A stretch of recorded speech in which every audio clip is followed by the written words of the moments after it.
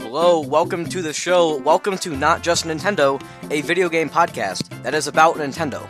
But it's not just Nintendo here at Not Just Nintendo, as we talk about other video games as well.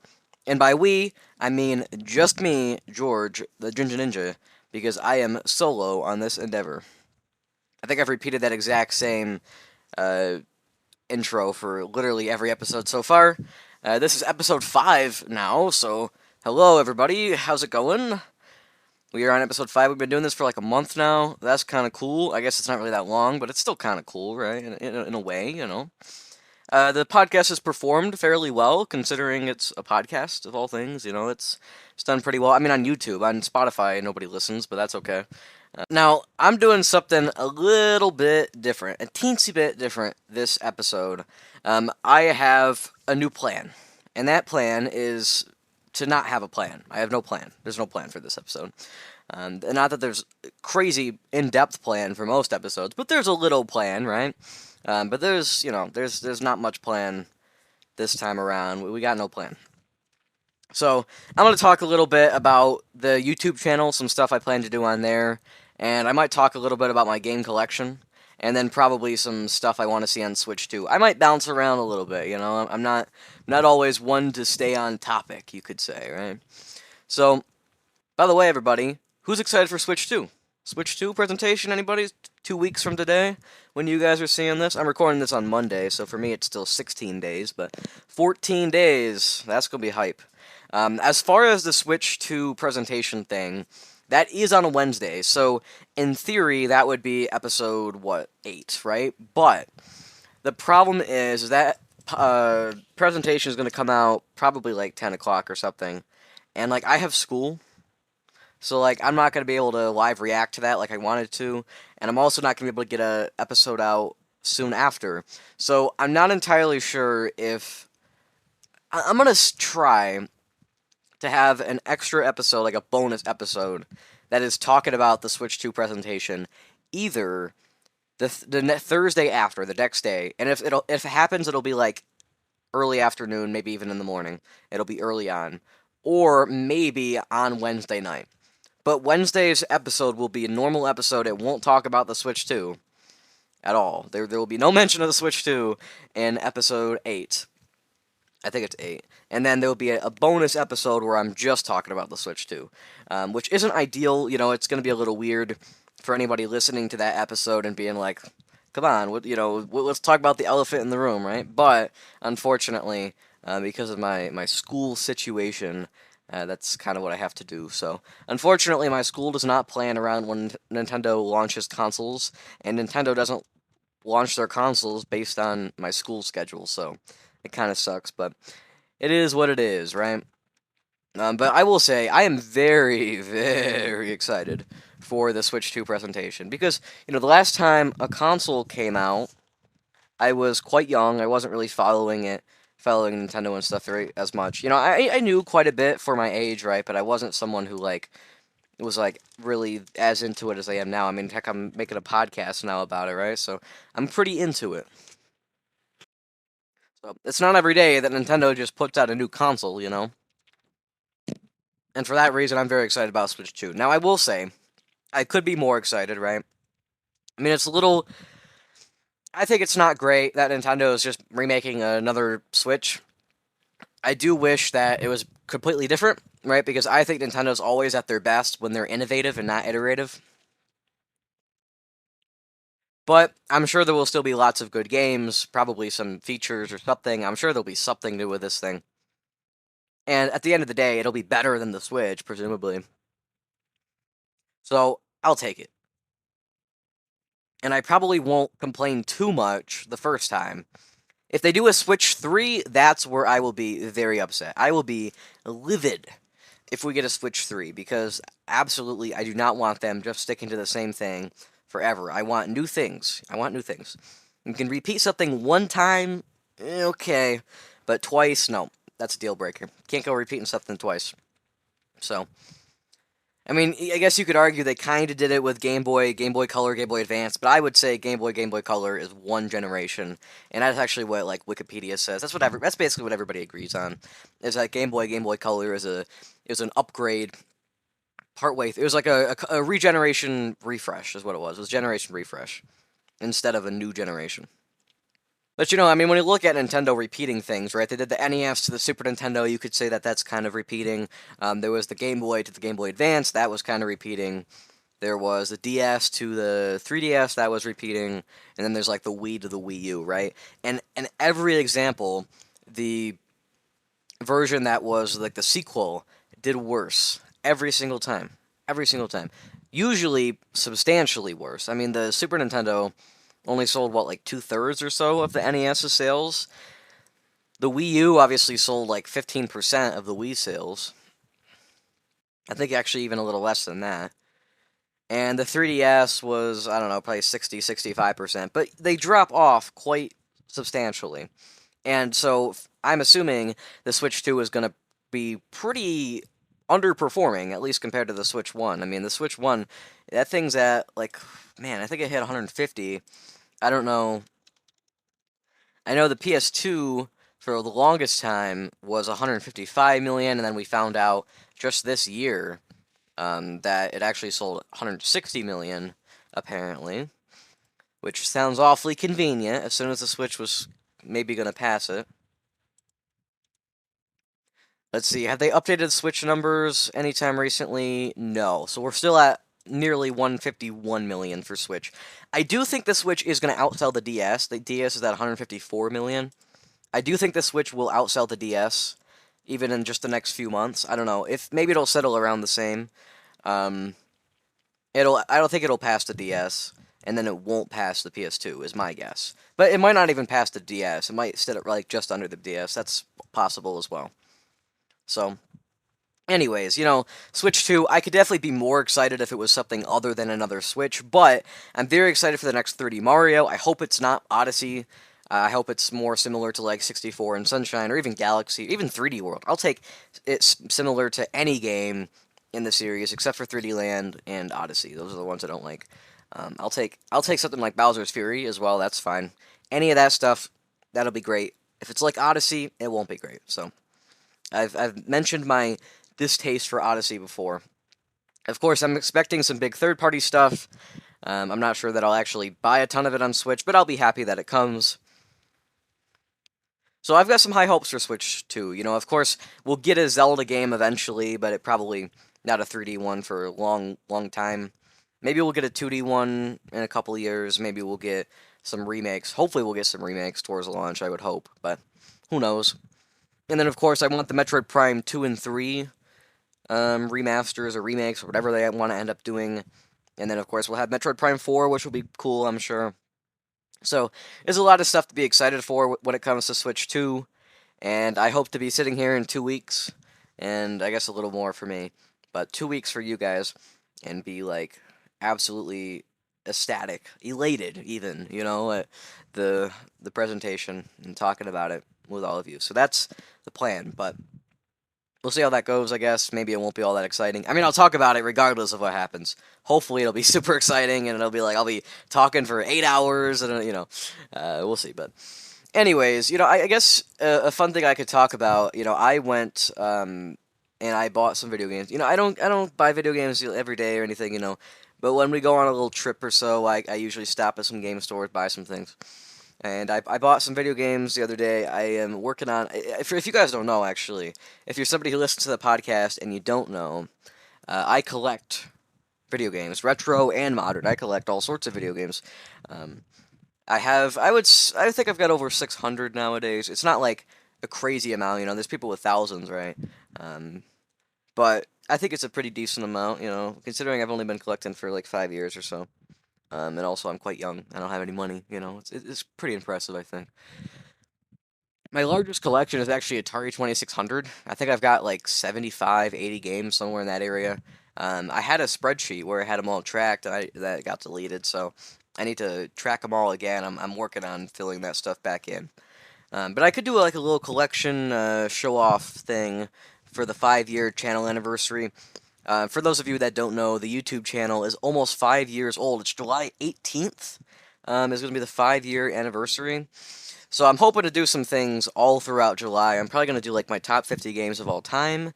And if I did that, then I will likely put that in the podcast feed as well, the like audio version of that. And then there'll be like a real video as well, is my guess, is probably what I'll end up doing. But maybe I'll just make the video, I don't know. Basically, nobody's watching off of YouTube. In fact, I was checking again, see if we got any emails. Please send emails. If you're listening to the podcast, you gotta send an email. Send an email. You don't have to, I guess, but please send an email. Ask me a question. Share your thoughts on something I said. I don't care. You can complain about my take on Mario Odyssey. You can complain about my take on Super Metroid. I don't care. Whatever you want to do. You can go do whatever you want. But send me some emails to read on the show. I will read them on the show, and I will answer them. I will react to them. I'll respond to them. I guess unless there's something horrible, then I probably won't, but... Anyway, so the email address is at notjustnintendo. That is NOTJUSTNINTENDO at gmail.com. That is all one word. No spaces in there. All one word. Even though it's 3 words, but it's all one, you know what I mean. You knew what I meant. And also, certainly, if you're on YouTube, you can just comment. That works perfectly fine. You just leave a comment. If you're on Spotify, you can comment as well, although I don't think there's anybody actually on Spotify. But you can comment anyways if you want, if you're there. If you're there, let me know. Say hello if you're from Spotify. Be like, hi. And, that'll be it. That's all I have to say. And I'll be like, oh, hi. And then that'll be the entirety of me reading that email. But anyways, back to my collection. So I went on a little trip. I bought some games. I bought Captain Toad Treasure Tracker on Wii U. I've been working up a little Wii U collection. I think I've got like almost 30. I think I've got about 30 now, maybe even 31. Wii U games. Been working up a little collection because I'm a little worried that those might go up in value. You saw the big value increase of like 64, and then GameCube was the big one a few years back, right? And people are saying that the Wii value increase is coming. I don't know. I could see the Wii value increase not coming, or at least not being quite as drastic because the Wii sold so well. I guess the games really didn't sell as well, but I still think, they sold better, obviously, than, like, GameCube games, right? And even 64 games, probably. So, I do think that the Wii increase might not come, or if it does, it won't be as much. And then the Wii U price increase will probably be greatly accelerated because of the shortness of the life cycle, and because of just how abysmal it did, how abysmally it did. Because it did so bad, think about it. I mean, the best-selling game on Wii U was Mario Kart 8, and I think it sold, like 8 million or something? Which is impressive, right? I mean, it means that more people with a Wii U owned Mario Kart 8 than not, which is kind of insane. If you think about it, it's pretty crazy. But my point is that nothing sold well on Wii U. The only other game that you could say sold pretty well was like Splatoon. I think it sold like 6 or 7 million. It's not a horrible selling game. Basically everything else, if it was on Switch, would have sold awfully because, nobody had a Wii U. Now, the people that did have a Wii U bought a lot of games, but there's just so few copies of many big Wii U games, on Wii U, that is, not on Switch, but on Wii U, that I think the Wii U games will start increasing in price faster. And so I'm trying to get some of them. I'm not as worried about the ones that are on Switch, which of course is many of them, but especially the ones that aren't on Switch, I'm trying to get those before they shoot up in price, because they're fairly cheap right now. And I'd also like to get the originals of some things that have gone to Switch, because, I'm a collector, right? It's fun to have some of those things. So I've been working on my Wii U collection. I got Captain Toad Treasure Tracker yesterday. And I also got 2 NES games. I haven't bought NES games much in quite some time. I was kind of out of the loop, because I just wasn't really playing my NES games, and I'm still not gonna, but, I figured it's still cool to have them, right? And so I bought Dragon Warrior, because that's cool. It's just cool to have Dragon Warrior. If you don't know, Dragon Warrior is actually Dragon Quest, right? Everybody knows Dragon Quest. Dragon Warrior was the original name of Dragon Quest in the West. Dragon Quest in the West. Okay. That was the original name of it when it came out on NES, and then for the fourth game in the Dragon Quest series, they actually changed the name to Dragon Quest. Dragon Quest 4 was still on NES, I believe. So, first three games on NES came out as Dragon Warrior, and then the fourth game was Dragon Quest. And since then, they've stuck with that name. And like certainly nowadays, people still call Dragon Warrior 1, 2, 3 as Dragon Quest 1, 2, 3 because that's obviously like the name of the series nowadays. It's almost like Yakuza changing to Like a Dragon. You had Yakuza Like a Dragon, and you had Like a Dragon Yakuza. But anyways, so Yakuza changed its name to Like a Dragon. A similar concept there, I suppose. Although I don't know, Pirate Yakuza, that's the latest one. That doesn't have the Like a Dragon pre-title, does it? I don't think so. Um, so maybe they're dropping that again. I don't know what's going on with Yakuza. It's a bit of a mess. Oh no, it is Like a Dragon. Never mind. Like a Dragon, Pirate Yakuza in Hawaii. That's kind of a weird name, isn't it? But anyways, I started going through the Yakuza games, and by started going through the Yakuza games, I mean I played 1 hour of Yakuza 0.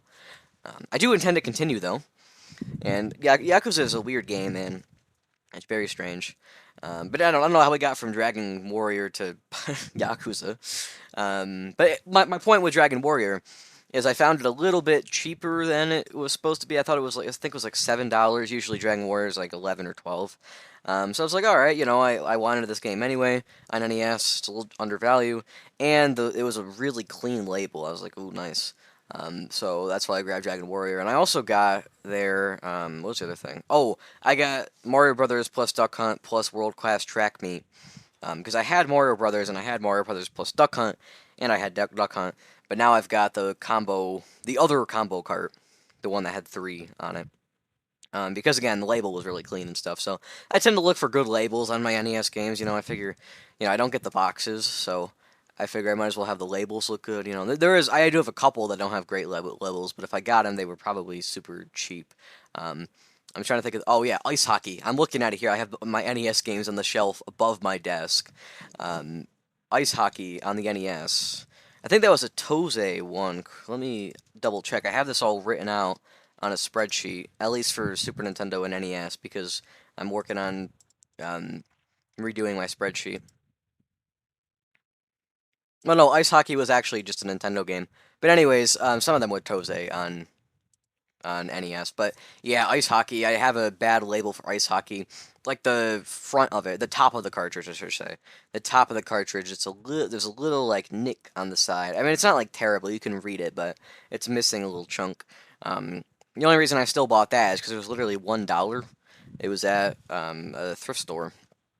That thrift store closed down, I think, so that doesn't exist anymore. But it was at a thrift store, and it was like $1, and I was like, all right, let's go. I don't see NES games at a thrift store like ever, so that was pretty cool to see.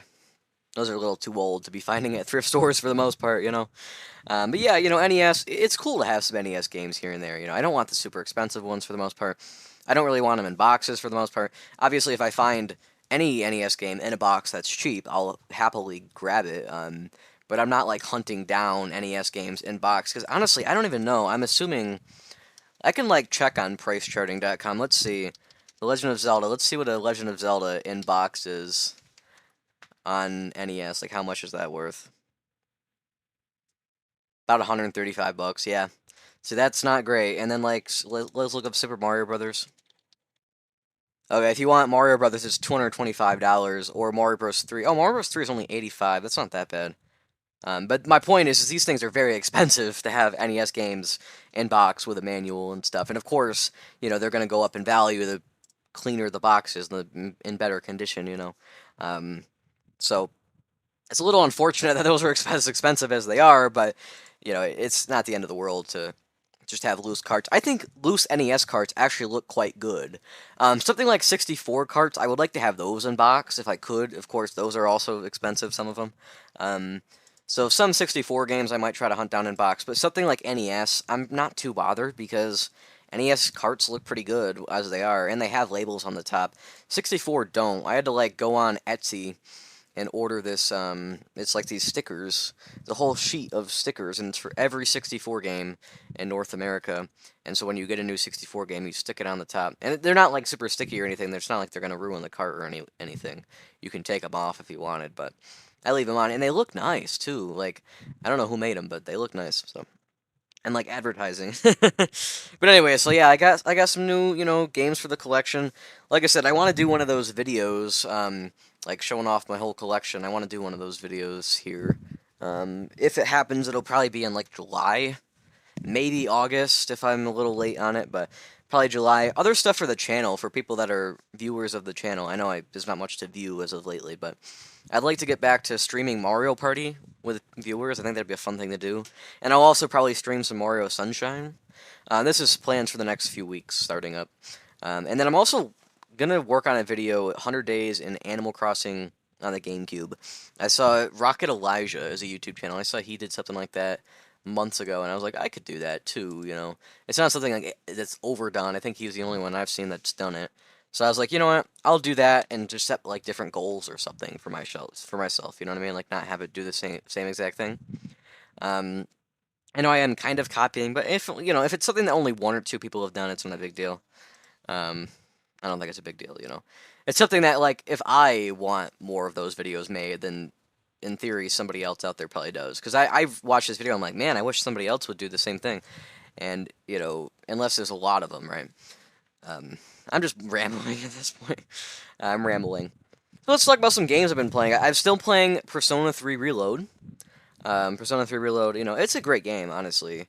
I am in August, for anyone who's wondering. I don't know if anybody has played. I mean, definitely people have. I don't know if anybody watching this has played Persona 3 Reload. I mean, it's not a Nintendo game, so I guess you can't go assuming, right? But Persona 3 is quite good. And Persona is an interesting series because, of course, there's so many of them. I was under the impression that I didn't have to play Persona 2, either version. But apparently they are actually good, so I'm like, fine, I have to play those two. So I've got to play both Persona 2s, I've got to play Persona 3, I've got to play Persona 4, 5, and then there's like spin-offs of 5 at least. There might even be spin-offs of 3, I'm not sure. I want to play like Metaphor Refantazio from last year, and I want to try an SMT, maybe 5 Vengeance, unless there's another one out by the time I get around to it. But my point is, as far as Persona and other stuff by Atlus that's vaguely similar, there's like a ridiculous amount of those games I've got to play, and they're very long. And so it's like, I want to play them all, but man, is it kind of, anxiety inducing. I'm like, man, I gotta like play all these games, really? Like, I'm like, okay, I'm like a third through Persona. That's great, right? And I'm like, oh shoot, but there's like 1,000 more, right? But I mean, it's nice though, right? It is cool that there's enough of those. If it was only one, I'd probably finish it and be like, oh man, I wish there was more, right? So it's cool that there's multiple, but it's one of those things where it can be a little daunting, I guess. I said anxiety inducing. I think daunting is really the word I was looking for. It can be a little daunting sometimes. But yeah, I try to have like a couple things I'm playing per console, or at least one thing per console. Like on PS5, Persona 3 Reload, and also Yakuza 0. And I'm still partway through Astrobot. I need to go back to that as well. I guess I am technically like an hour into God of War, but I'm not really playing much of that, so I probably do need to go back to that as well. But I want to finish up some of these things before I go back to that, probably. I started too many things, and now something has to pay the price, and that thing will be God of War. On Wii U, I actually don't have anything on Wii U right now. I did have Super Paper Mario on Wii, which of course I count as Wii U because I'm playing it on Wii U. I did have that I started last year, and it was like coming up to the end of the year, and I wanted to do my end of the year ranking video, and I was like, okay, do I have Brothership or do I have Super Paper Mario and a couple other games on there? Because Brothership, I had a lot of time left to go on Brothership, and I figured I wanted Brothership on my list more than I wanted Super Paper Mario on my list. So I sacrificed Super Paper Mario. I'm like, I'm just going to finish this next year, and then I played Brothership. And then, of course, Christmas came, and I got new stuff, and I got into that, and I kind of neglected Super Paper Mario, and so unfortunately for Super Paper Mario, I'm sure it's very sad. It's been sitting on my desk as something I'm playing, I should say, with quotation marks. I've been playing it for like 4 months now. It's not a great situation, but do need to go back to that. I was also thinking on Wii U of playing either Captain Toad Treasure Tracker, which I just got. I was talking about that, or maybe Star Fox Guard. I picked up that not long ago. That was a few weeks back, I think. That would be a fun thing to try out too. I know Star Fox Guard, not everybody liked it. I have not beaten a Star Fox game. I've tried Star Fox on the Super Nintendo. I was like, yeah, I'm not really feeling this. I guess I could try the 64 version. That's supposed to be a lot better, so I could try that and see if I prefer that. And then maybe that'll get me into the Super Nintendo one. I don't know. I mean, there's Star Fox 2 as well, right? So there's a few of those to play. Who knows? Maybe I'll get into it, but it's not something I'm probably going to get into anytime soon. And then, of course, there's always like Star Fox Zero, right? There's Assault and there's Adventures. Um, and then really Guard is completely different. So I wanted to try Star Fox Guard because it's a tower defense game. And I think a tower defense game by Nintendo that's like a short little thing on Wii U could be kind of interesting. So I want to try it out, you know. And there's some other stuff on Wii U that I want to try out that I don't have. I have a broken copy of Pikmin 3, which kind of sucks. So I'd like to get Pikmin 3 Deluxe. Actually, Pikmin's one, a series that I want to play. I got to get Pikmin 1 and 2, the Switch port that came out, what, last year? No, 2023, sorry. Came out in 2023. There was that collection, I guess. I don't know. Does it count as a collection if there's only 2 games? I don't really know. But it was Pikmin 1 plus 2 is what it was called. And it's just that. It's Pikmin 1 and Pikmin 2. I got to play that through because I don't know. I want to get into Pikmin, you know. I played a little bit of 4, played a little bit of 3 back in the day. I liked both. Never beat either of them. But I want to play through the whole series. You know, it's one of those things. I want to do this top 50 games of all time. And I'm probably going to do that in July. But now I'm all here like, man, I've got so many things that I've got to finish before that. Because they might make my list. But at the same time, that's why I haven't done a top 50 list yet, is because every time I'm going to, I'm like, man, but I gotta finish this first because that'll be in it. It's just one of those weird things. I need to, like, set a deadline for myself so I actually can get stuff done. And then the same thing for, like, on Switch, right? I was talking about how I have multiple games on each platform. On Switch, I've got stuff on Switch Online still. I'm playing Minish Cap. I've kind of, you know, not played in a while. Ocarina of Time. Ocarina of Time, I was having a lot of fun. I was like, man, maybe this game really is like a number 1 of all time. Maybe not quite, right? I wasn't quite that positive. I was like, okay, top 5 maybe, right? Maybe not quite. But then, all of a sudden, I finished the Fire Temple, right? So you have to do the Earth Temple first, the Forest Temple, right? I don't know if this is spoilers. I mean, I don't think Ocarina of Time is... I don't think you can spoil Ocarina of Time much. So, there was the Forest Temple, right? I did that. I did the Fire Temple instead of the Water Temple. You can do them in either order, I believe. So I did the Fire Temple. Now I have to go to the Water Temple. And the problem is I don't have... So to get to the Water Temple, you have to have the blue tunic in the Zora place so that you can, like, dive low enough to get in there, I believe. And to get that blue tunic, you either have to buy it in the store for 300 rupees, or you have to buy blue fire in Kakariko Village and unfreeze the king, and that also costs 300 rupees. And the problem is I can only hold 200 rupees because I have the adult's wallet instead of the giant's wallet. And to get the giant's wallet, you have to collect, is it 30 of those gold Skulltula spiders? You have to kill 30 of those things to, like, break the curse on the spiders in the Taos and Kakariko. And I was going through the game, and I was getting whatever spiders I found, right? But I wasn't, like, looking for spiders because, you know, I'm not playing Zelda so I can hunt for spiders, right? Like, that's stupid. It's like a little collectible. I assumed it was extra. But no, you actually have to get a certain amount to, like, progress in the game, which is completely ridiculous. Who would have thought Zelda would have become a collectathon? So I'm a little frustrated about that, and I haven't been playing. Also on Switch, I have Metroid Prime Remastered. I was working on that, and I got a little stuck. I can't even remember where I was stuck. I just didn't know where to go, and I was going to try to work that out, maybe even look it up if I get too stuck. I got through a lot of Metroid Prime, though, without getting stuck. I was a little happy about that, but then I got stuck, so I was like, okay. Those were kind of my things on Switch. I keep trying out random puzzle games and not getting very far. Like, I was going to play Dr. Robotnik's Mean Bean Machine. And I got, like, a few levels in, and I was like, man, this gets hard, like, really fast. So I gave up on that. And then I was like, well, maybe I'll try it again. And I tried Kirby's Avalanche, which is actually the same game. If you don't know, Kirby's Avalanche and Dr. Robotnik's Mean Bean Machine Kirby's Avalanche came out on Super Nintendo. Dr. Robotnik came out on Genesis and on Master System. They had a port to Master System, like a demake, I guess.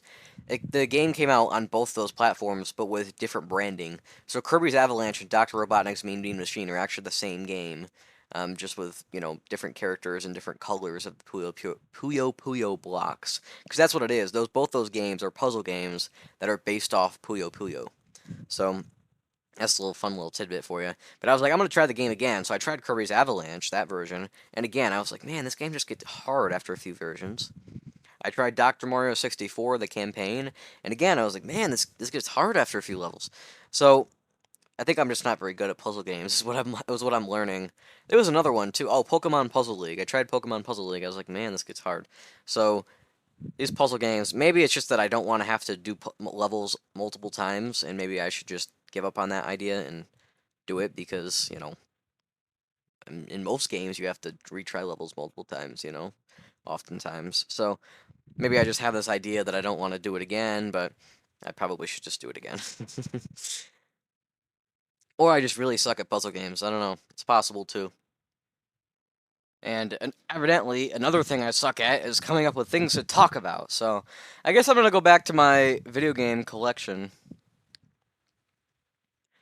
I'll talk about every, console I own, and then maybe some games and stuff I have for it. So, the oldest console I own, well, I guess I should say system, right? It's not even a console. I own the Sears Telegames Pong console that was manufactured by Atari and shipped at Sears. It's like actually the original one, because of course there were a lot of Pong console clones and stuff for a good long time there. Um, but yes, the Pong console. I have the Pong console. I actually came out in 1975. So of course this is like after the Magnavox Odyssey, and I think it's after the Fairchild Channel F, or maybe not. Maybe the Fairchild was in 76, but it's not after much. Because there wasn't much other than like some arcades and stuff before the Pong console. The Pong console kind of, kicked a lot of things off, right? So it's pretty cool to have a Pong console. It's the original one. Now I will say I've played it like one time, right? Because there's not really much replayability there. I mean, I guess there is replayability, right? You could play Pong over and over again, but there's really not much to do there. I guess is really what I was trying to get across. But yeah, it is pretty cool to have that. As far as like actual consoles though, my oldest one is I think the Magnavox Odyssey 2, which is pretty cool. So, of course Magnavox, they were kind of the leaders of the home console start. The home consoles, the first home video game console was the Magnavox Odyssey, and then the second one was the Fairchild Channel F. But then I think maybe just the next one or two after that or something was the Magnavox Odyssey 2. They came out with a second one. And the Magnavox Odyssey kind of sucks by today's standards, and the Magnavox Odyssey 2 also still sucks by today's standards. But, it is kind of neat, and it's much an improvement on the Odyssey 1. I have probably about 15 or so, maybe a couple more games on the Odyssey 2. They were cartridges and everything. They look quite similar to Atari cartridges, except they have a handle. Which is definitely strange. Magnavox Odyssey 2 games, most of them, and there's like KC Munchkin as a known one, but most of the ones on Magnavox Odyssey 2 are like just sports. It'll be like, I don't know, football, soccer, and hockey all together, right? I mean, like, that's the kind of stuff you'd expect on the Magnavox Odyssey 2. Not really much better than that. We have the Intellivision. The Mattel Intellivision. I don't have the gray one. That's like the most famous one. I have like the second model or the third model or something where it's like brown, has the like wood grain on the front, kind of like the 2600 did, and then it's just brown on the top. I have that Intellivision, and I have 7 games for the Intellivision. Again, I haven't played the Intellivision. I think only once I played it. These aren't things I play much. And same with the Magnavox Odyssey 2. I think I played it one time. The Intellivision, I only have 7 games. I have Auto Racing, which is, I don't know, racing. I have the Kool-Aid Man game, which I think is the exact same as the Kool-Aid Man game on the Atari 2600, if I'm not mistaken. Then I have Tron Deadly Discs. I think it's based off the Disney movie, but I could be mistaken again. And then horse racing. Horse racing, again, I'm sure it's just horse racing. But then I have in box, actually, I think with manuals, some of these. I don't know if I have manuals for all of them. I have Donkey Kong, the Nintendo one, right? Donkey Kong, the 1981 arcade game, the 1981 hit, right? I have Donkey Kong on Atari as well, but yeah, I have Donkey Kong on a television in box. I have Burger Time, another famous arcade game, and I have NFL football, NFL football, all in box, which is pretty cool. Um, So that's probably the next oldest thing. The thing after that, the next oldest, is probably the Atari 2600. I have an Atari 2600, and with it, like I said, I have probably about 75, 80 games or so, somewhere in there. Lots of them are official ones, lots of them are Activision games, right? And there's some other ones in there too, there's some Coleco Gemini games, which there was actually a console called the Coleco Gemini. But what happened with that is it was basically just an Atari 2600. So you could play Gemini games or Atari 2600 games on it, and Gemini games were playable on the 2600. So they made the console trying to make money off people buying that because it was cheaper than the 2600, so they could play their 2600 games on it. And they also made the games hoping that people would buy their games to play on the 2600. So it was like questionably legal, but of course back then they weren't quite as strict, at least in video games, on copyright laws and stuff. So that's kind of a cool little factoid. Um, I do also have two ColecoVision games, but I don't have a ColecoVision to play them on. I do wish I had a ColecoVision. I guess a lot of people would probably expect me to have a ColecoVision. By the way, I'm just going to talk about home consoles first, and then I'll talk about handhelds later. So as far as Atari 2600, I do have like two of the I don't think they're actually the original model, but they're two of like the famous wood grain one. And then I have one that's like bigger. I think it might actually be the original VCS model instead of the 2600. I have one of those as well. I don't actually know that all three of those work. I know at least one does. And then I have an Atari 2600 Junior that is not working. The Junior is like the little bitty one that they put out years later. And that one is not working as far as I know, which is a shame. But my Intellivision and my Magnavox, all that stuff works. But I have that one Atari that doesn't work. And like I said, I haven't tested the second Atari of the famous wood grain one. Only one of those have I tested, and that one does work. And then the older version does work. I don't know if the other Atari does. As far as consoles, the next oldest, I think, would be the Famicom. Yeah, I have a Famicom from Japan. I'm sure most people know the Famicom is the Japanese version of the NES, and it's much smaller. The console itself is smaller, the cartridges are smaller, everything's smaller about it. And the controllers stick to the side of the console when you're not using them. It's a really cool thing. I bought that in South Carolina, which is pretty cool. Um, yeah, it's kind of neat to have a Famicom. I have only once hooked up the Famicom. Again, most of these things I hooked up one time to test them out and haven't hooked them up since. Of course, I also have a NES, and mine actually isn't very yellow, which is surprising. Usually those things are very yellow. But mine's not very yellow. Oh, actually, I forgot something. The Odyssey 2 is in box. I have the box, I have the manual, I have some of the styrofoam and stuff. And the Sears Tele Pong console's also in box with the manual and the foam. The Intellivision is not in box, but I do have the manuals for it, both manuals for it. I don't have the box for it, though, unfortunately. And then I don't have the box for the Famicom or the NES, or the manuals for either of those. Of course, on NES, I do have a non-official flight stick, but it was one that was quite popular. And I have a zapper, but it's the orange version instead of the gray version. And I have a power glove for the NES, which is awesome. I guess I should say for Famicom, I have 6 games. I have actually 2 Mario Brothers. Notably, there's Mario, there's Pac-Land. Pac-Land didn't come out in North America. And then there's a couple other things that aren't very important. Maybe they are to people in Japan, but I couldn't say most of them anyways. And then NES, I have exactly 30 games for it. I was talking about Dragon Warrior, and what was the other one I was talking about earlier? I don't know what I was talking about earlier. Dragon Warrior and, World Class Track Meet, Mario, and Duck Hunt. But I don't have Mario 2 is kind of a big gap in my collection. But I have some big ones. I have like Excite Bike. I have Mario 1 and 3. I have Zelda, Dr. Mario, Tetris, the Donkey Kong Classic Collection, Yoshi's Cookie. I've got some big stuff like that. TMNT, the original one. That's pretty cool to have. The Sega Master System. Sega Master System, actually, I believe that might even be older than the NES, but they're about the same time. I think it's actually the Master System is a little bit later, but for Master System, I only have two games. I have Double Dragon on the Master System and Thunderblade. The Thunderblade is like a arcade game where you're like in a helicopter flying around. I actually thought it was quite fun when I played it. The Master System is actually currently hooked up as well, which is funny. It's not at my desk where I play video games nowadays, but it's at my TV where I used to play video games. But I have not played it in a long time. I don't have the original model Master System either. I have like the second model, the slimmer one, but it's still very long and kind of wide. I guess we'll go through Nintendo stuff, then we'll come back for the other companies. For Nintendo, I have a Super Nintendo. It's quite busted up. I think it does actually work, though. But I do have one. I had a Hyperkin Retron.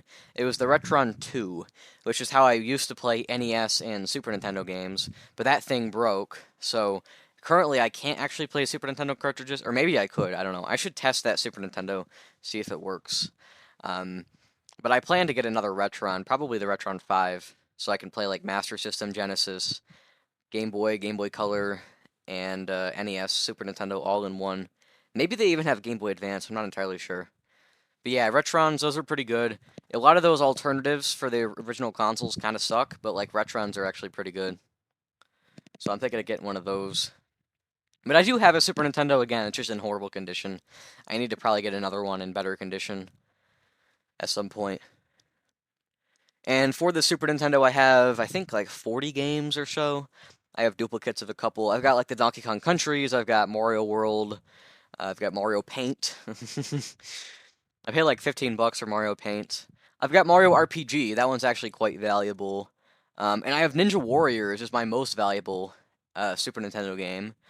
My dad actually found that years ago, before I was born, I think. He found some Super Nintendo games for $20 in a box at Salvation Army. And some of those have gone up in value since. So one of those was Ninja Warriors. It's $150 these days for just the cart, which is pretty cool that I have that. Of course, I've got a little slip cover on it and stuff. It's protected, Don't want it busting on me. For Super Nintendo, I don't have the Japanese or the PAL versions, but I do have a cartridge from Europe. I bought it. I visited London and Bath last year. I visited France and Spain as well, but I bought Super Mario Kart on the PAL Super Nintendo while I was over there, because the cartridges look different and stuff. They look actually like the Japanese ones, so that's pretty cool. So I bought that while I was over there. And also in North Carolina, I don't live anywhere near the Carolinas, but it's funny because I've talked about buying stuff in there. I have two Super Famicom games from the Japanese version. I don't have a Super Famicom, but I have two games for it. I have Parlor something. I actually have no idea what that is, to be honest. I should probably look into that. And then I have Romancing Saga 3. And I know that sounds not great, right? Romancing Saga sounds like it's not an appropriate game.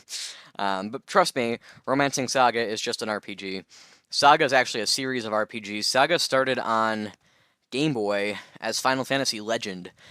Square did that. This is a Squaresoft game.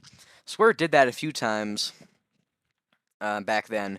The first Mana game is actually Final Fantasy Adventure, and the first Saga game is Final Fantasy Legend, because in the West, they wanted to put them out under the name Final Fantasy, because no other RPG was selling well in the West. The only one that would sell well in the West was Final Fantasy, so they're like, okay, if we want to put out an RPG series, we've got to attach it to Final Fantasy somehow. But Romancing Saga 3, that one didn't still have the Final Fantasy. As far as Nintendo stuff, I've got Nintendo 64 as well. That one's still in good working order and stuff. I don't actually have many 64 games. I have a few wrestling games that my dad used to have. He had a couple NASCAR games as well. And then as far as bigger stuff, I've got Banjo-Kazooie, I've got Mario 64, I've got Mario Kart 64, Diddy Kong Racing, Wave Race 64, right? Star Wars Shadows of the Empire. I have a GameCube as well, but I don't really have much game-wise for the GameCube. I guess as far as like actual big stuff, really all I've got is Sunshine and Animal Crossing. I don't think I have anything else that could remotely be considered a big deal. I've got a lot of like third-party stuff, like Spyro, Enter the Dragonfly, Sonic Adventure 2 Battle, things like that. Final Fantasy Crystal Chronicles, I've got a Wii as well. I've actually got like four Wiis. I've got a red Wii, one of the red ones that came with New Super Mario Brothers Wii, and I have a few white Wiis. One of them doesn't read discs, which isn't great, but I hacked that one. And then the red one is hacked, but there's nothing really on it. It just has the homebrew channel. And then I have two other Wiis that are both white that I don't use much. One of them actually still has some Virtual Console games on it from back in the day. It was Donkey Kong Country and Sonic the Hedgehog 2, I think, and Mario Kart 64 were on there, which was cool. But yeah, I found some Wiis around. Those are pretty cheap, I've got a lot of Wii games as well. I think I've probably got like 50 or 60 Wii games. And I've got a few big things and then a lot of like third-party shovelware stuff, I've got like Animal Crossing City Folk, I've got Super Paper Mario, both Galaxies, New Soup Wii, Twilight Princess, like Wii Fit, Wii Sports, Wii Play, Super Smash Brothers Brawl, Mario Kart Wii, that kind of stuff.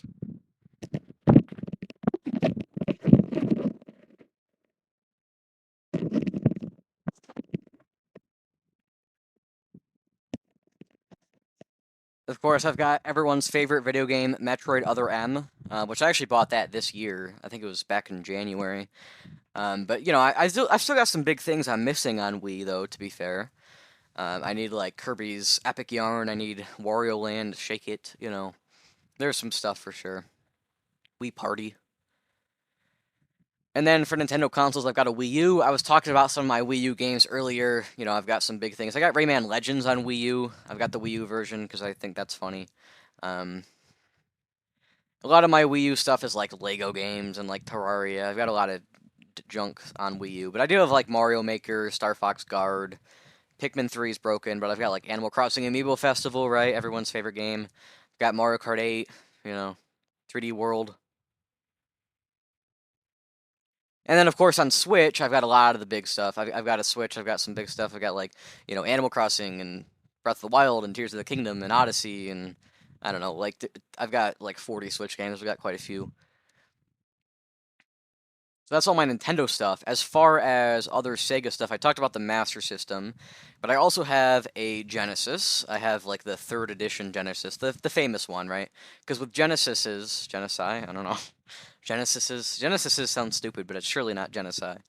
Um, with Genesises, they had the original model that had high definition graphics written on top. Then they put out a second version that removed that, and then they put out a third version that was quite a bit smaller. It was thinner, it was less wide and stuff. And they put out that version. That's the one that actually people bought because the other two were before it got popular. On Genesis, of course, I don't have that many on Genesis. I've got a lot of sports games, EA sports games. So I'll just say like some of the bigger stuff. I've got Taz, Escape from Mars. I've got Sonic the Hedgehog 1 and 2. I don't have 3, I don't think, unless I've got just as a loose cart. I don't think so. I don't think I do. I think I just have 1 and 2, Sonic 1 and 2. And then I've got Sonic Spinball. I've got like Lion King and stuff as well. Super Battleship, and then most of my other stuff is sports games. Sega Saturn, I've only got 2. I've got Daytona USA, and I've got Virtua Fighter 2. I think both of those games came to Genesis, actually, as well. And then on Dreamcast, I don't have anything big. I've got Sega GT, I guess, which isn't that big, and then I've got NFL 2K1, which is obviously just a little sports game. But yes, I have a Saturn, I have a Dreamcast, I have Genesis, and a Master System. I don't have the SG-1000. Of course, there's not many of those around, so that's not that shocking. And then I don't have the Sega Game Gear either, or even like the Nomad, but the Nomad barely even counts. As far as like mainline consoles, I would say Pico doesn't count, SG-1000 doesn't count. So as far as the big stuff, the only one I need is the Game Gear. But I have all their big home consoles, so that's cool. I guess we can get into PlayStation. For PlayStation, I have a PS1, or I shouldn't say PS1 because PS1 could get confused with the little one, the like second version that they put out. But I have like the original PlayStation. For that, I don't actually have much. I have like Star Wars Phantom Menace. I have Gran Turismo 1 and 2, like a couple sports games. Nothing too big on PlayStation 1. PlayStation 2, again, nothing too big. I've got like some Gran Turismos. I've got 3 and 4, and I have like some ATV. I've got a lot of racing games on PS2, and I have a PS2 as well. I don't actually know what version because there's like 1,000 different versions of the PS2, but I've got a PS2. I have a PS3. Funny story with that. I found it in a shopping cart at a grocery store when I came out. It was just sitting there. It didn't have the cords or anything. It was like lightly raining, and we took it home, and sure enough, it worked. And it had a couple Super Nintendo games hacked onto it. But it was banned from the online servers and stuff as well, which is kind of weird. It was banned from the PSN. But I got it, and on PS3, I don't have a whole lot. I've got Gran Turismo 5 and 6. I've got Uncharted, the first one. I've got Infamous 1 and 2, Little Big Planet. That might even be it. I don't have much. And then I don't have a PS4, but I do have a PS5, and I've got some bigger things. I've got Astrobot, God of War Ragnarok, Yakuza 0. Well, this is PS4 and 5. I've got like Yakuza 0, I've got Assassin's Creed, Ezio Collection, Persona 3 Reload, I've got all 3 Spider-Men, Last of Us Part 1. I don't know, some more stuff probably. The Witcher 3, I've got, some bigger stuff there. Then on Xbox consoles, I do have a broken Xbox original. I was going to say one, but that's not right. It's an original Xbox. The clock capacitor broke, and of course that makes the whole console shot, because that's the build quality you expect from Xbox. I have a lot of Xbox original games. Some of them are loose, though. Actually, most of them are loose. A lot of them, like, my parents had. I think almost all of them my parents had, so they're like D&D stuff. They're like a couple Star Wars things, Nothing too crazy big. I guess I have, like, Morrowind. On Xbox 360, I've got a few of the, like, original Assassin's Creeds. I've got 1, 2, 3, and Brotherhood and Revelations. I also have 2 360s. Both of them work, but I only have one hard drive between the two of them. I've got Borderlands on there, Batman, Arkham Asylum, haven't played that, Bulletstorm, Dead Rising, Fable 2, I think.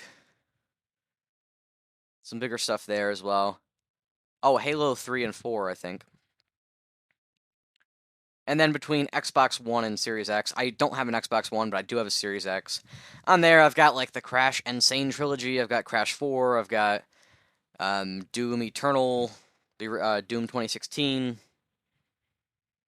Not a whole lot else, to be honest. Halo Guardians, Halo 5 Guardians, Spyro Reignited trilogy, and I think like Assassin's Creed Unity. So, oh, and like Rocket League. I've got the physical for Rocket League. So yeah, those are a lot of my bigger games, a lot of my consoles and stuff. I don't know if I mentioned I have a Power Glove, which is awesome. I've got some DK bongos, right? Gotta have your DK bongos. Oh, I guess I could go through handhelds real quick. I have an original Game Boy. I actually have two, but I think one's broken. But I have two original Game Boys. I have a couple Game Boy Colors. I've got like a atomic purple one, I think is what it is. It's a purple. I've got the special edition Pokemon Game Boy Color as well. Then for Game Boy Advance, I have the purple one, and for SPs, I have both a red, I think it's like fire red and cobalt blue. Um, I have both of those. Both of them are SG or AGS 001 instead of 101. So they're the ones with the bad backlight, which kind of sucks, but it's not the end of the world. You get by. For DSs, I have a fat DS, a gray one, and I have a white DS Lite and a pink DS Lite. Both of them have broken hinges. I think the pink DS Lite might be completely broken. I think it like kind of works, but it's got black spots on the screen. It's not great, but the white one is fine, other than the broken hinge. For 3DSs, I have the Year of Luigi one broken. 3DS XL. I have a working 3DS like the Mario Red one, and then I've got two. No, I don't. I've only got one new 2DS XL. And then I guess if you count the Switch as a handheld, I've got the Switch as well. I don't think I have any handhelds that aren't Nintendo though. I'd like to have like an Atari Lynx and like a Game Gear and stuff. Oh, actually, I forgot. I have a PSP. Duh, I have a PSP. What do I have on PSP that's big? Nothing really. I don't have anything big on PSP. I guess I can go through handhelds. I've got like Super Mario Land and like Kirby's Dream Land on Game Boy. On Game Boy Advance, I've got like Fire Emblem Sacred Stones and like the Donkey Kong Country port, a couple of the Mario Advances. On DS, I've got lots of things. I got 64 DS, I've got Partners in Time, Bowser's Inside Story, New Super Mario Brothers, things like that. On 3DS, I've got Dream Team and Paper Jam and 3D Land, New Soup 2, Ocarina of Time 3D, Mario Kart 7, Smash 3DS, Mario Party Island Tour, everybody's favorite Mario Party, right? Actually, I have Mario Party DS as well and Mario Kart DS. Those are some more of the bigger things. I guess I just spent like 30 minutes talking about my collection. But yeah, I mean, it's pretty cool to have a lot of these things that I have. I guess as far as other little things, I've got like I've got quite a few Skylanders, and I've got most of the Disney Infinity figures ever made. There's a few that I'm missing. I'm not really bothered about getting the last few. But I've got most of the Disney ones, most of the Marvel, most of the Star Wars. And then I have a few amiibos. I don't have like a ton. I've got quite a few Animal Crossing amiibo cards. And then I've got, I would say, probably 15 amiibos or so. My favorite is probably the 30th anniversary Mario one, or maybe it was 25th, actually. It might have been 25th, yeah. Or no, 30th. I think it was 30th. It was the Mario one. Yeah, 30th anniversary. I have the modern style one, not the classic style one, but it's probably my favorite amiibo. And then maybe like the Bowser's Fury in 3D World, Cat Mario, and Cat Peach. Those are cool too. Yeah, I really just didn't have much to talk about today, so I figured I'd talk a little bit about my game collection. As far as like consoles and stuff I need in my collection, I think it'd be really cool to have the Magnavox Odyssey, like the original, because that's the first game console. Fairchild Channel F would be cool, because that's the first one with cartridges. As far as Nintendo things, I need a Virtual Boy. I need a Game Boy Micro. I think that's kind of all I really need for a Nintendo. But I mean, there's other things I could have. Like, I could get the Wind Waker Wii U, and the Blue Wii, and the Black Wii. For 64, it'd be nice to have the Fantastic Series ones, and maybe the Pokemon Pikachu one with the blue and yellow. I guess it'd be cool to have a top-loading NES as well. Super Famicom. Maybe some more Game Boy colors, different colors of them. I think it'd be nice to have a AGS 101 for a Game Boy Advance SP. I'd probably get it in another color I don't have, so that I could have another color.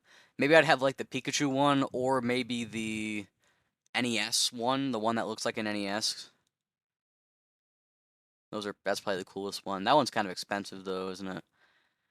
For DS, I think there's like a Zelda one for DS, so that'd be cool to have. For 3DSs, there's also Zelda one of those. That'd be cool. Of course, with handhelds, there's tons of like special editions, and they tend to be a little bit cheaper than the console special editions. I'm not really too bothered as far as non-Nintendo special editions. But as far as consoles and stuff I'm missing, I need like a Sega Game Gear and a Sega SG-1000, maybe a Pico. That'd be cool as well. As far as Xbox, I guess I could use an Xbox One, and I need a working Xbox original. For PlayStation, I'd like a Vita, and I guess a PS4, because why not? And as far as other things, it'd be kind of neat to have like a CDI, maybe some Coleco Telstars, definitely a Coleco Vision, Neo Geo TurboGrafx, stuff like that would be cool. So there's definitely a long ways to go. I mean, I could go all day for games I want, right? But I'm not going to get into much of that. Although I should say like 64 games. As far as collections I want to build, definitely want to build my 64 collection. Definitely want to build up my NES and Super Nintendo collections a little more. I guess there's, I mean, really all of them. There's nothing that I'm like super happy with. I guess like Atari, I'm pretty happy with where I am on Atari. If I like never bought another Atari game, I guess I would not be too sad. Um, but there's definitely some more I could get if I bought some more. The good news is with a lot of Atari games, they're quite cheap. So it's kind of, they're really novel to have because they're, you know, so old, right? They're so old, but they're also very cheap. So it's kind of a cool thing. And of course, sometimes you'll find Atari games like at a store. It'll be like Atari games, $2, right? And it's like, wow. But then also there's ColecoVision and there's, maybe even Magnavox Odyssey 2 and there's that kind of stuff. I guess I should mention I have an Atari 5200. I have two games, but I don't have the system. And I guess that's another thing. I want the Atari 5200. I want the 7800. I want the Jaguar, although the Jaguar is incredibly expensive. And then I guess an Atari Lynx would be cool too. So I've got a lot to do. As far as some videos I want to make, I was talking about that collection tour. I was talking about the Animal Crossing 100 Days. So those will probably be coming eventually. Again, probably as like a July thing. And I know people are still asking for the clips, best moments of the channel. And with that, I would probably do it on the 5-year anniversary.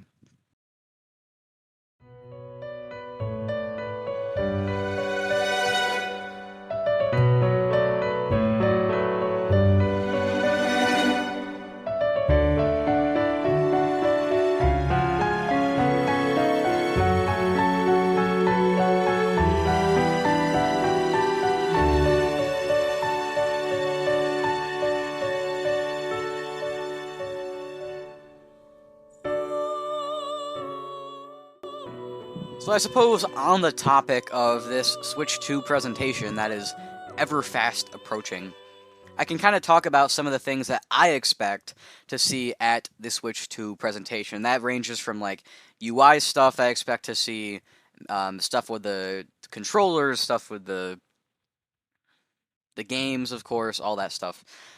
So for one, I'll say I think the Switch 2 is probably going to cost $400. $400? I think $400 seems right. I think $400, yeah. I guess it's a chance that they put out like a one with more storage. Um, Maybe they'll have like 400 and 450 or 350 and 400. If they could get a 350 and a 400, I think that would be incredible. Um, if they could have a console on the market for 350 in 2025, that would be insane. Um, so that would be really cool if they could do that. I do think 400. The absolute maximum is 500. There's no shot this thing costs more than 500 in my mind. I mean, I don't know. Maybe there's a small chance it's 600, but I'm just going to go ahead and say it's not going to be more than 500. 500 is the absolute maximum. And if it is 500, I wish they could get cheaper because Nintendo should be cheaper. They should be more accessible, right? But at the same time, you know, maybe this thing really is as powerful as some people are saying it's going to be. I mean, I hear about some of the games that are supposed to be running on this thing. I'm like, really? Like, that's crazy, you know? Like, we're supposed to get, like, Halo the Master Chief Collection. We're supposed to get, like, Forza Horizon. We're supposed to get Persona 3 Reload that just came out, like, literally last year. And, I don't know. We're supposed to get like Final Fantasy VII Rebirth, or sorry, remake and Rebirth.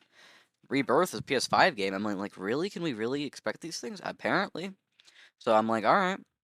And so they're supposed to be decent versions. So I'm like, okay, well, sounds good, right? Let's get on it, right? So I don't know. I mean, will those things happen? Who knows, right? It's hard to say. I'm sure we will learn some about some third-party stuff at the presentation. I imagine there has to be something huge that's coming out to kind of like, be like, hey, this is the power of this thing. Like with the Switch 1, Skyrim was one of the first games they showed for Switch 1. And it was like, oh man, Skyrim on a Nintendo thing? Oh my gosh, right? That's crazy, right? So we need something that big a deal. And I think there are very few things at this point that can have such an impact. I think Final Fantasy VII Remake is the thing to be like, hey, look, Final Fantasy VII Remake coming out on Switch 2. Because, Square has come back to Nintendo on the Switch, right? Of course, there was the whole thing where Square went over to PlayStation and a lot of Nintendo fans were upset. And then, I think kind of the first sign of, there were some handheld things, a few things here and there, right? But the first sign of them really coming back was probably Cloud getting in Smash for Wii U as DLC. And then especially when Switch came out and they were putting out third party stuff on Nintendo again. I think their focus has still maybe been on PlayStation a little bit. The mainline Final Fantasies and stuff. But I think if Final Fantasy VII Remake can come to Switch too, I think Square's back, I mean, yes, they're still probably, maybe equal parts PlayStation and Nintendo, but I don't think they're just PlayStation if we can get Final Fantasy VII Remake on Switch too. I think that's pretty cool. And I think that would be a big enough thing to like be like, hey, look, this thing is powerful. I think something like a Dragon Quest, 12, I think we're on, would be big as well. Um, for Square things. I mean, certainly it'd be cool if we could get some of the Dragon Quest remakes. I mean, we got Dragon Quest 3 last year on like PS5 and Xbox. I don't think it was on Xbox actually. I think it was just PS5 and PC. And then we're getting Dragon Quest 1 and 2 this year. Maybe we'll get them on Switch 2 as well. Maybe that's why they haven't put out the release dates. Maybe they're launching with Switch 2, with Dragon Quest 1 and 2. I mean, I'm not saying it's likely, but it's definitely possible. Maybe that's why we don't know the release dates. I don't know. It'd be pretty cool.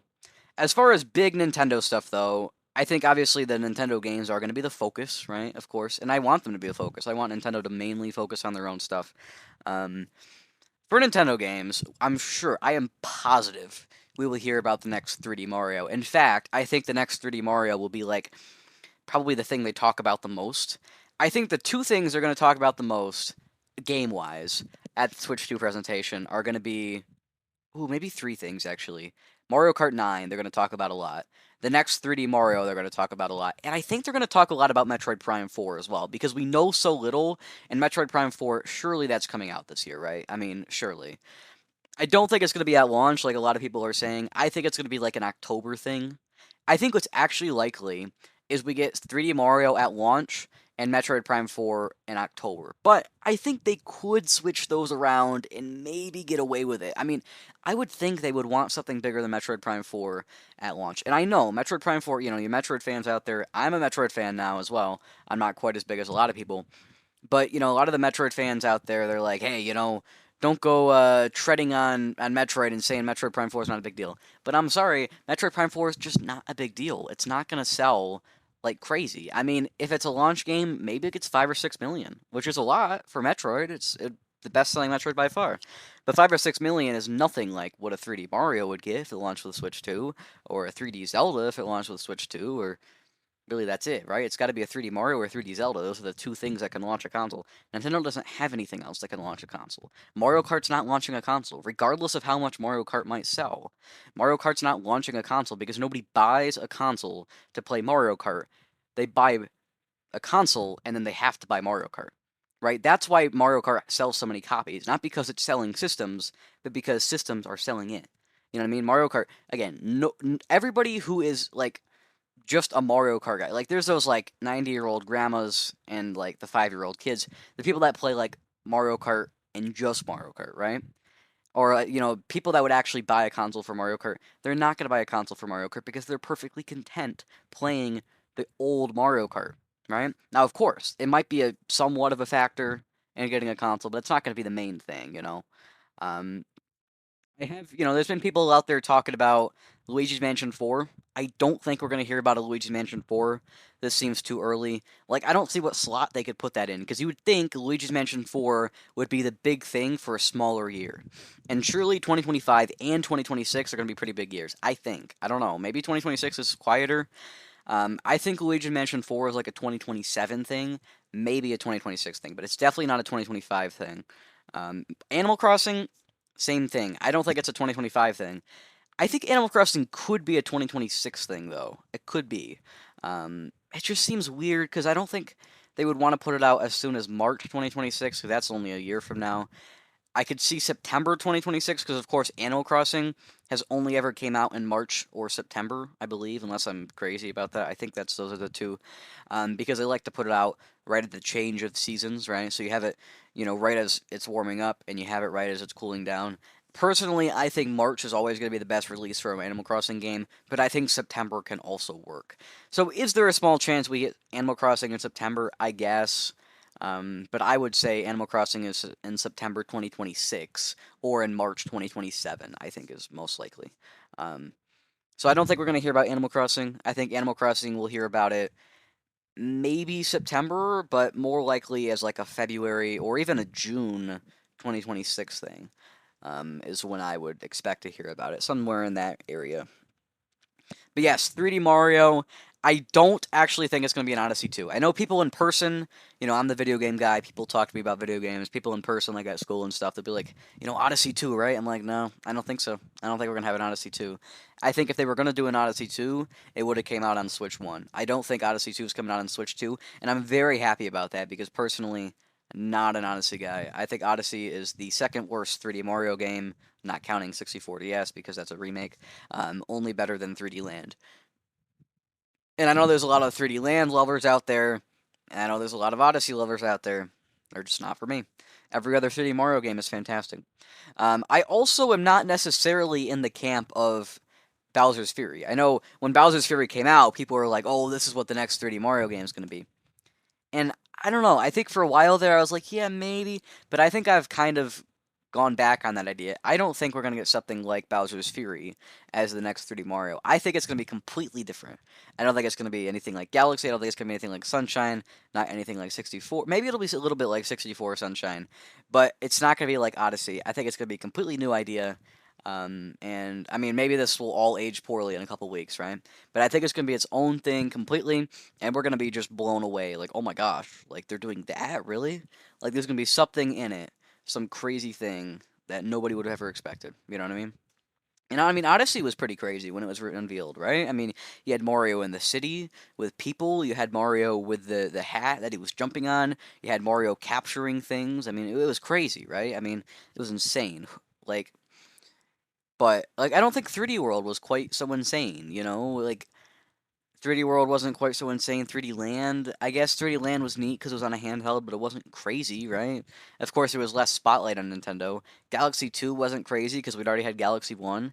I guess maybe Galaxy 1 was the last one that was like, whoa, right? And that was 20 years ago we heard about that almost. So, it's been a long time here. Um, Odyssey is the last. I mean, okay, but I should say like Odyssey was a big deal, so I guess that's only been 7 years, right? But before then, it had been Galaxy. I do think we're gonna hear about 3D Mario. I think a decent portion of the presentation is going to be about 3D Mario, unless, of course, it's not coming out this year, which would be crazy. And then, of course, I think also a decent part of the presentation will be on Metroid Prime 4, and they'll definitely mention Mario Kart 9. I think we're probably going to hear about it Splatoon 4. I think that's kind of a given. Or maybe they don't call it Splatoon 4, maybe they call it something else. I think they'll call it Splatoon 4, but I don't know. It's possible it's something different. Um, yeah, I mean, I think this thing's got to be long. This is going to be a long presentation, right? Like, surely this thing's over an hour. Like, I don't see how they condense this. I mean, I don't know. Maybe I'm crazy. Maybe it'll come out, it'll be like 17 minutes, Like, I don't know.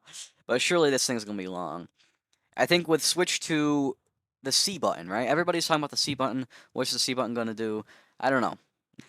Like I don't know. I honestly I think there's a good chance that it is simply a menu. Like it's something system wide. It does the same thing for every game. I don't think it's just an extra button input, like some people have proposed.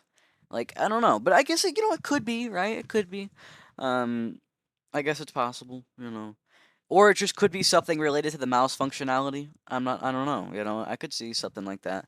Um, so I'm not really sure about the C button. I don't have tons of opinions on the C button, to be honest, as far as what will be the deal with that. So I don't know. I guess we'll just have to see, right? But we'll have to see, right? That's good, right? So yeah, I mean, Switch 2, man. I think it's gonna be a big deal. I think it's gonna be great. I'm very hyped for it. But I don't know. We'll see in a couple weeks' time. Other games we could see. What other games could we see? I mean, I could see like a Fire Emblem, right? They could talk. I think Fire Emblem has been a little dormant lately. I think they could talk about a Fire Emblem. I think what else could be at the start of a console? I mean, like, as much as I want to say like, oh, 2D Metroid right now, no shot, no shot. There's nothing like that. A Zelda remake. I think we'll get a Zelda remake. There'll be some sort of Zelda remake at launch, whether that's an Ocarina of Time again. If it's an Ocarina of Time, that'll be huge, right? Everybody will be like, "Oh my God, Ocarina of Time remake! No way, no way." If it's a Wind Waker and Twilight Princess, that'll be a big deal as well. Um, I know there's no shot it's like Skyward Sword, no shot it's Breath of the Wild, Tears of the Kingdom combo pack. I don't think that's happening, like some people have said. I think like a Link to the Past remake is possible, right? I think I mean, what else we got? Oracle games could be remastered. Maybe like a Minish Cap. I don't think Minish Cap's getting remastered. I think the Oracles are likely. Oracles are likely. Link to the Past is likely. Ocarina of Time is likely. Wind Waker, Twilight Princess are likely. Those are, I think, all the Zelda games that are actually likely to happen. But I mean, maybe I'm missing something. I guess like Spirit Tracks, right? But I don't know. It seems a little far fetched to assume. So I do think we'll get something Zelda at launch. If I had to put my money on it, I would say Wind Waker, Twilight Princess, or maybe just one of those two. I don't know, maybe not both. I would say that's what's most likely because I don't think we're getting an Ocarina of Time remake. I don't think we're getting a 2D Zelda remake again for a little while because I think Grezzo's probably just starting another 2D Zelda remake. Or they're just starting a whole brand new 2D Zelda, which would be great. But I wouldn't mind having a remake and then another 2D Zelda at the end of the generation. That's fine by me if they want to alternate between 2D Zelda Remake and 2D Zelda New Game. Although I guess in theory they would probably run out of remakes eventually to make, so I don't know. Maybe they work on the 3D ones too. Who knows? Um, I'm really happy with Grezzo, their work on Zelda lately with Echoes of Wisdom and stuff. I think that's been very. And Link's Awakening remake was really good as well. So I really do hope that they do something like Link to the Past or Oracles. If they do the Oracle games, I want them in the toy art style. If they do a Link to the Past, I want them to do a different art style. I don't want that same toy art style um, for Link to the Past. I want it to be something different. I'm not saying it has to be pixel art because I'm sure they're not going to do that, but I want it to be a different art style in some way. I don't know what they do, but I want it to be different. So yeah, I think those are some of the likely games we'll see. Maybe there'll be something that'll completely blow me out of the water. Um, I mean, I'd like to think that there will be, right? Maybe we'll see Wario Land, anybody, right? Donkey Kong? Donkey Kong would be big. I think we could see a Donkey Kong. I don't know, though. It seems, I don't know. Because anything Donkey Kong's probably going to be done with Retro. And, of course, Retro's a little busy at the moment, they're just a little busy. I mean, like, as far as big, like, Nintendo Studios, right? What's Intelligent Systems doing? I don't know. Maybe they're doing a Paper Mario? But I wouldn't think a Paper Mario would come out until at least next year, probably 2027. Um, Paper Mario. I can't imagine that's going to be an early. That's never been an early in a console life cycle. Originally it was always late in the console life cycle, and then they drifted over the course. Well, Color Splash was late too, but like Sticker Star was early, and then Origami King was like first half. I would say. I want to say it was quite early, but it was first half. So recently it's been a little less clear, but back in the day, right? It was always quite late in the life cycle. Oh, but then again, Intelligent Systems remade Thousand Year Door, didn't they? So, uh, surely they were making something new. Maybe like they wanted to put. I'm being hopeful here, but maybe they're like, oh, let's put Paper Mario back to the old school games, and so they went ahead and went to and remade Thousand Year Door as like a reminder of what those games are like. I doubt it, but Yeah, I guess it's possible, right? Maybe they'll do a Paper Mario 64 remake. That'd be pretty cool. But Intelligent Systems, I think they're probably just working on a Fire Emblem, to be honest. Maybe a Paper Mario, but if so, we're not going to hear about it for a while. The thing is with like Fire Emblem is like Fire Emblem's like just as much Koei Tecmo, not Tecmo Koei. It's just as much Koei Tecmo as it is Intelligent Systems anymore. I think it's actually the teams are much larger at Koei Tecmo than they are at Intelligent Systems. So like Fire Emblem is kind of made by Koei Tecmo nowadays. Like it's hard to even call that an Intelligent Systems game when like 90% of the people, maybe not 90, but like 80% of the people working on it are from Koei Tecmo. It's a little weird, but I don't know. I'm not a Fire Emblem guy. I actually haven't played any of the games ever. Um, so I'm not really sure the opinion of most. I think most people are happy with with Koei Tecmo's involvement. So I don't know. I don't think those people care too much. I think Fire Emblem fans are. To be fair, most Fire Emblem fans aren't like purists, right? Most Fire Emblem fans came about with like Awakening and then like Three Houses. I think those were really the two that brought the most people in, but I don't think there's a whole lot of Fire Emblem purists out there, so I don't think it matters too much, right? They'll take whatever they can get, right? I do want to get into Fire Emblem at some point. I'm a little like figuring out how to do that. It's not something I have lots of stuff to play, so I'm not too worried about it. I'm sure I'll get into it soon. Um, I've been getting into a lot of stuff soon, so that's been exciting. Man, I just cannot say I can't articulate my excitement for the Switch 2. We got 14 days. The next podcast episode will be like the last one until it's like right there. I mean, like I said, that Wednesday that the presentation's on, 2 Wednesdays from now. 2 Wednesdays from now, is that right? Yeah, 2 Wednesdays from now, there will be a regular episode where I don't talk about Switch. Well, I probably talk about it, but I don't talk about the presentation. Maybe I shouldn't talk about it at all because it'd be kind of weird to talk about the Switch 2, like predicting the presentation the when it's already happened. Like that'd be weird. So maybe I'll come up with a completely different topic unrelated to Switch 2 for that episode. And I'll probably make it like shorter as well, make a shorter episode, and then have the bonus episode that same day, I think is what we'll do. So next week will be normal, and then the week after will be the weird one. So in a fortnight, right? um, so that's gonna be interesting. Yeah, Switch 2, man. I'm so excited. All right, well, if you want to write into the show about how excited you are for Switch 2, you could do so at notjustnintendo@gmail.com. NOTJUSTNINTENDO, all one word, at gmail.com. The all one word's not part of the email. You can also find the links down below to my Blue Sky and the podcast's Blue Sky and its X.com account. Both of those, and the Discord server, which is for the YouTube channel, but it's for the podcast too. It's all related, right? So you can go join that as well. That would all be fun if you would do that.